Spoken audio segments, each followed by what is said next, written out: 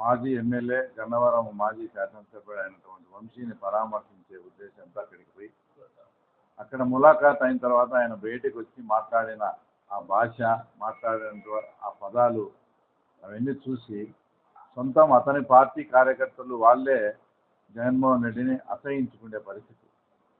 అంటే ఒక రకంగా ఈ 4.5 years సర్వైవల్ కావాలంటే పోలీస్ అధికారులను ఏదో రూపంలో భయపెట్టి, అంటే మళ్ళీ నేను ఏదో వస్తాను మిమ్మల్ని అట్లా చేస్తాను ఇట్లా చేస్తానని భయపెట్టి ఈ 4.5 సంవత్సరం ఆ తర్వాత వాళ్ళతో పని చేయించుకోవాలనే ఉద్దేశంతో ఆయన ఏది నోటికి వస్తే అదంతా మాట్లాడడం మొత్తం నిన్నంతా చూసినారు. ఆయన ఒక స్టేజ్లో ఆయన మాట్లాడుతూ మిమ్మల్ని రిటైర్ అయినా 7 సంవత్సరాలు దాటిపోయి అవతల ఉన్నా కూడా మిమ్మల్ని తర్వాత ఇక్కడ ఆంధ్రప్రదేశ్కి రప్పించి బట్టలు ఉడిదిస్తానని ఒక ముఖ్యమంత్రిగా పనిచేసిన ఆయన మాట్లాడడము తర్వాత ఎంతవరకు సబబో మీరే అర్థం చేసుకోండి. నిజంగా ఆయన చెప్పినట్లు నిన్న చేస్తే అంటే ఆయన ఎలాగా పోలీస్ అధికారులను ఎంతమందిని ఉపయోగించుకున్నాడో వాళ్ళందరికీ కనుక మా చంద్రబాబు నాయుడు బట్టలు ఉడిదీసే కార్యక్రమం కనుక పెట్టుకుంటే మాకు ఇంకా వేరే అడ్మినిస్ట్రేషన్తో కూడా పనిలే.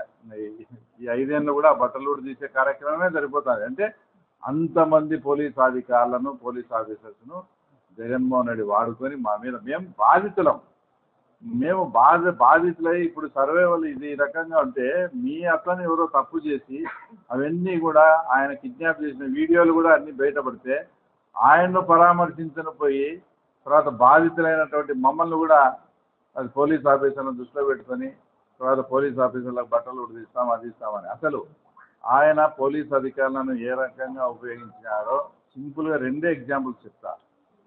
అతని సొంత నియోజకవర్గంలో లింగాల మండలంలో పెద్దగూడలో నాగం అనే ఒక దళిత మహిళ రేప్ అండ్ మర్డర్ కావించబడితే మీరు ముఖ్యమంత్రిగా ఉన్నారు, నా కాన్స్టిట్యున్సీలో ఇలా జరిగిందంటే నాకు చెడ్డ పేరు వస్తుందని దానికి అక్కడే అంచేయమని చెప్తే ఆ ఫ్యామిలీ మెంబర్స్ మమ్మల్ని కన్సల్ట్ అయితే ఇప్పుడు ప్రస్తుతం హోమ్ మినిస్టర్గా ఉన్న అనిత గారు ఆ రోజు రాష్ట్ర మహిళా అధ్యక్షురాలుగా ఉండి ఆ కుటుంబాన్ని పరామర్శించాలా, వాస్తవం ఏం జరిగిందనే విషయం తెలుసుకునేదానికి మా పులివెందులకు వస్తే ఆ సాక్షాత్ ఇప్పుడు హోమ్ మినిస్టర్ మీద కూడా ఎస్సీ యాక్ట్ మా మీద కూడా అందరి మీద ఆ రోజు ఎస్సీ ఏది మేము పరామర్శించని వచ్చిన పాపానికి తర్వాత ఎస్సీ యాక్ట్ పెట్టి 2 రోజుల కిందట కూడా కడప ఇక్కడ కోర్టులో వాయిదా కూడా ఉంది. ఆయన హోంమంత్రి అయినా కూడా ఇప్పటికీ కూడా ఆ కేసునుగా రాష్ట్ర ప్రభుత్వం తొలగించుకోలేకపోతుందంటే ప్రభుత్వం ఎంత ట్రాన్స్పరెంట్గా ఎంత పారదర్శకంగా పనిచేస్తుందో. సాక్షాత్ హోమ్ మినిస్టర్ మీద పెట్టిన తప్పుడు కేసు కూడా ఇంకా మన ప్రభుత్వం కూడా అట్లే ఉందంటే అడ్డగోలుగా చేయకూడదు, చాలా పారదర్శకంగా చేయాలనే ఉద్దేశంతో. తర్వాత 2వ ఎగ్జాంపుల్ నేను ఒకసారి నన్ను చెన్నై ఎయిర్పోర్ట్లో అరెస్ట్ చేసినావు. ఏమని ఎందుకు అక్కడికి అరెస్ట్ చేసినావంటే నేను 6 నెలల నుంచి తప్పించుకొని తిరుగుతానని చెప్పినావు. అది ఒక ఇష్యూ. 2వ ఇష్యూ మళ్ళీ తర్వాత నేను ఇక్కడికి వచ్చి కడపకు పులివెందులకు పోయేటప్పుడు రాత్రి 6:15 దారి కాచి మమ్మల్ని అరెస్ట్ చేసినారు. అరెస్ట్ చేసింది అప్పుడు పొద్దుటూరులో రూరల్గా పనిచేస్తున్న రమణారెడ్డి అయినాతో నన్ను అరెస్ట్ చేసింది. నన్ను 2.5 గంటల తర్వాత అప్పగించింది కమలాపురం సిఐ రామకృష్ణారెడ్డి. నన్ను అరెస్ట్ చేసింది ఒకరు.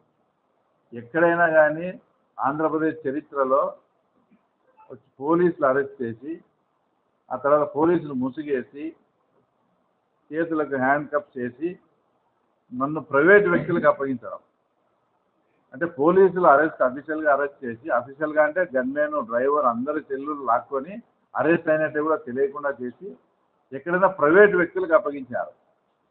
దాదాపు అంతా మీ మీడియా పుణ్యాన ఆ రోజు అంతా ఇదైపోయి ఆ రోజు నేను వాస్తవంగా బయటపడడం జరిగింది. నన్ను భౌతికంగా ఎలిమినేట్ చేసే ఉద్దేశంతో ప్రైవేట్ వాళ్ళకి అప్పగిస్తే ఇక్కడ ఉండే ఫ్రెండ్స్ కానీ తర్వాత మీ మీడియా వాళ్ళంతా అదంతా పబ్లిక్ కావడంతో అదంతా కూడా ఆ రోజు సేఫ్. అంటే ఇంత పచ్చిగా ఇంత ఘోరంగా కూడా నువ్వు పోలీసు అధికారులను వాళ్ళను ఉపయోగించుకొని అది అవతల వాళ్ళ మీదకి తర్వాత నెట్టివేయడం అనేది ఇది చాలా దారుణమైన విషయం. తర్వాత ఇంకోటి, ఒక ముఖ్యమంత్రిగా ఉండి తెలుగుదేశం పార్టీ ఆఫీస్ పైన దాడి చేస్తే ఎవరైనా కూడా మామూలుగా పొలిటికల్ యాంగిల్ ఆలోచించినా కూడా దాన్ని ఖండిస్తారు. అలాంటిది నీవు ఖండించకపోగా ఆయన పట్టాభి మాట్లాడిన మాటలకు మా వైఎస్ఆర్సీపీ కార్యకర్తలకు నా అభిమానులకు బీపీ పెరిగింది, అందుకని పోయి దాడి చేసినారని స్వయాన ముఖ్యమంత్రి మాట్లాడతారు. ఎక్కడన్నా బీపీ పెరిగితే హాస్పిటల్కి పోతారు కానీ ఆఫీస్ పైన వచ్చి దాడి చేస్తారా? అంటే ఆయన మాట్లాడే విధము ఇంకా రెచ్చగొట్టే విధంగా మాట్లాడతారు. ఇంకోటి నిన్న మాట్లాడిన దాంట్లో కూడా జగన్మోహన్ రెడ్డి గారు ఒక ముఖ్యమంత్రిగా పనిచేసి ఎవరన్నా కానీ రాజకీయాల్లో అందం గురించి, కులం గురించి, సామాజిక వర్గం గురించి మాట్లాడిన ముఖ్యమంత్రి కానీ, గత ముఖ్యమంత్రి కానీ నాకు తెలిసి ఎవరు లేరు. నువ్వు ఒక ముఖ్యమంత్రిగా ఉండి రాజ్యాంగబద్ధమైన ఒక పదవిలో ఉన్న నిమ్మగడ్డ రమేష్ని ఆ రోజు కులం పేరుతో నువ్వు మాట్లాడినావు. అది ఎంత ఇప్పటికీ కూడా అది ఒక మన ప్రజాస్వామ్య వ్యవస్థలోనే ఒక చెరగని ముద్రగా ఆ రోజు నువ్వు మాట్లాడినావు ఆయన కమ్మకులం అని. నిన్న ఏం మాట్లాడతావు? అదే చంద్రబాబు నాయుడు సామాజిక వర్గానికి చెందిన వీళ్ళు కాబట్టి వీళ్ళు అందంగా ఉండాలని చంద్రబాబు నాయుడు అసూయతో ఇదంతా చేసినాడు అన్నట్టు మాట్లాడుతున్నాను. ఇది ఎంత ఆయన వయసు ఏంది? 70-72 ఏళ్ళు ఉంటే వంశీ అందగాడంట, కొడాలి నాని అందగాడంట. ఈయనకి ఎట్లా కనపచ్చినాడో కొడాలి నాని ఈయనకి అంత ఎట్లా నచ్చినాడో నాకైతే అర్థం కాలే. లోకేష్ కన్నా దేవిగాని అవినేష్ అందంగా ఉంటాడని ఎప్పుడైనా నీకు కూడా సెక్షన్ పడుతుందంటే వాళ్ళందరినీ గుంపు చేసి కలుపుకుంటాడు. వీళ్ళు ఎక్కడ జారిపోయి ఎక్కడన్నా పోతారేమో అని.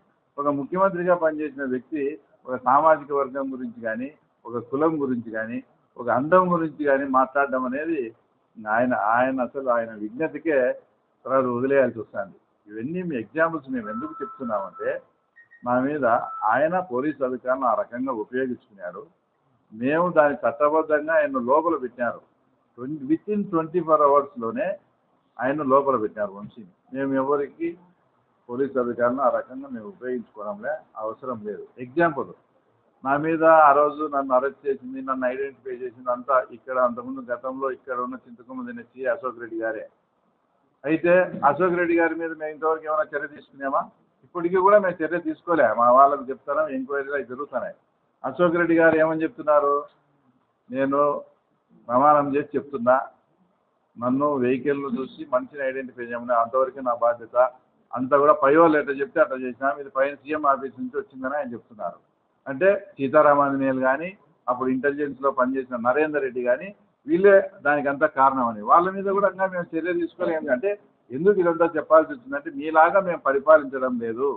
పోలీస్ అధికారులను నువ్వు ఏదో చెప్పి భయపెట్టి వాళ్ళతో పని చేయించుకోవాలని ఈ డ్రామాలు ఎక్కువ కాలం పనిచేయవు. ఈ మాటలు నిన్న మాట్లాడుతుంటే అన్న చెప్పినట్టు దయ్యాలు వేదాలు వేధించాడు అనే దానికి ఇది ప్రత్యక్షమైన ఉదాహరణనే నిన్న జగన్మోహన్ రెడ్డి మాట్లాడినది. కాబట్టి ప్రజాస్వామ్యంలో ఇలాంటి కులాల గురించి కానీ, అందం గురించి కానీ, ఇట్లా పోలీసు అధికారులను భయపెట్టి ఈ 4 ఏళ్ళు పని చేసుకోవాలని ఈ రకంగా మాట్లాడడం కరెక్ట్ కాదు. ఇవన్నీ కూడా ప్రజలు గమనిస్తున్నారు. అసలు ఈ ప్రజాస్వామ్య వ్యవస్థకే ఈ జగన్మోహన్ రెడ్డి అలాంటి వ్యక్తి అసలు తగనే తగడు. ప్రజాస్వామ్యానికే అతను చీడపురుగు లాంటి వాడు.